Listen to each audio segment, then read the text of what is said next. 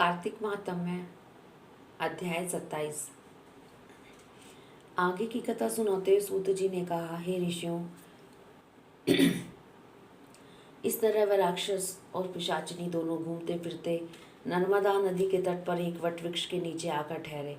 उस वट वृक्ष पर एक गुरु निंदक ब्रह्म राक्षस रहता था। उन दोनों को देखकर वह ब्रह्म राक्षस कहने लगा, अरे तुम कौन हो और किस पाप के कारण इस दशा को प्राप्त हुए हो।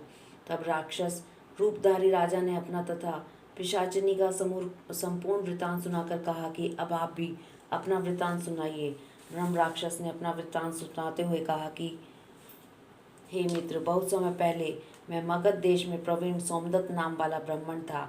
मैंने अपने को बड़ा भारी विद्वान और महान मानकर अभिमानवश गुरु का अपमान किया। उसी पाप के कारण मैं इस योनि को प्राप्त हुआ हूँ।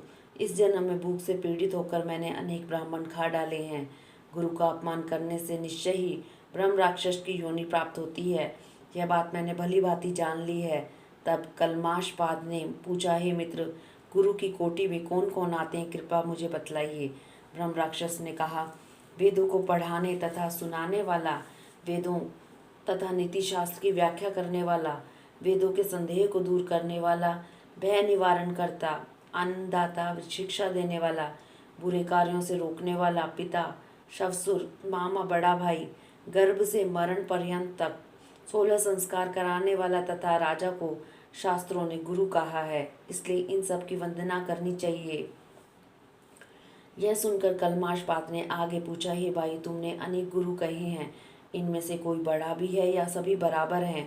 ब्रह्म राक्षस ने कहा, हे मित्र, यद्यपि हम राक्षस हैं और साथ ही भूख प्यास से दुखी भी रहते हैं, परंतु क्योंकि गुरु महिमा के वर्णन से भी कल्याण होता है, इसलिए मैं इसका वर्णन करता हूँ।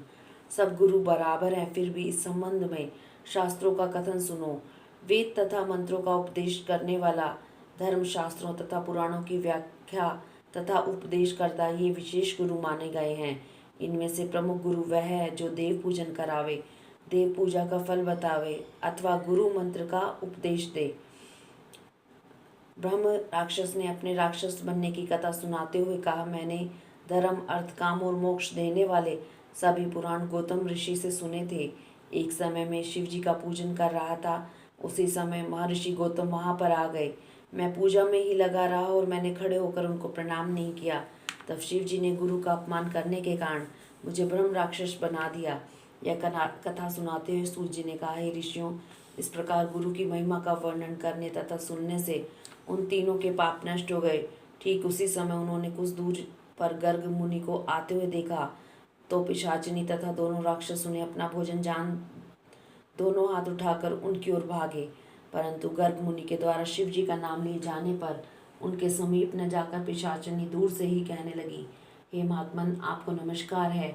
हमने कितने ही ब्राह्मण खा डाले, परंतु महादेव जी का नाम स्मरण करने के कारण आप सुरक्षित हैं। तब गर्ग मुनि ने तुलसी युक्त जल से उनका अभिषेक किया। उस जल का स्पर्श होते ही वे तीनों राक्षस योनि से मुक्त होकर देव रूप हो गए। ब्रह्मणी और सोमदत्त विष्णु रूप होकर गर्ग मुनि की स्तुति करने के बाद विष्णु लोक को चले गए। उन दोनों के वैकुंठ जाने के पश्चात शाप मुक्त राजा कलमाशपाद सोच में पड़ गया। उसको इस प्रकार शोक में निमग्न देखकर गुप्त रूप से सरस्वती जी बोली, हे राजन, तुम किसी प्रकार की चिंता मत करो। राज्य सुख भोगने के बाद अंत में तुम भी विष्णु लोक की प्राप्ति होगी। इन वचनों को सुनकर राजा कलमाशपाद अत्यंत हर्षित हुआ। राजा ने अपने गुरु का स्मरण किया और गर्ग मुनि को प्रणाम करके गंगा जी की स्तुति की। इसके बाद राजा विष्णु भगवान का स्मरण करता हुआ काशी जी चला गया। काशी जी में 6 मास रहकर राजा गंगा जल में स्नान और विश्वनाथ महादेव के दर्शन करते हुए आनंद प्राप्त करता रहा और इसके बाद प्रसन्नता पूर्वक अपने राज्य में आया। तब गुरु जी ने उनका अभिषेक कर उसे पुनः राजा बना दिया। वह अनेक वर्षों तक राज्य करने के बाद अंत में मोक्ष को प्राप्त हुआ। इस कथा को समाप्त करते हुए सूत जी ने ऋषियों से कहा, हे मुनियों, इसमें आश्चर्य जैसी कोई बात नहीं। भगवान का गुणगान करने तथा काशी का सेवन करने से मनुष्य को निश्चय ही मोक्ष की प्राप्ति होती है। तो गंगा जल में स्नान करने से करोड़ों जन्मों के पाप समाप्त हो जाते हैं। इति 27वां अध्याय समाप्त। हरि ओम तत्सत।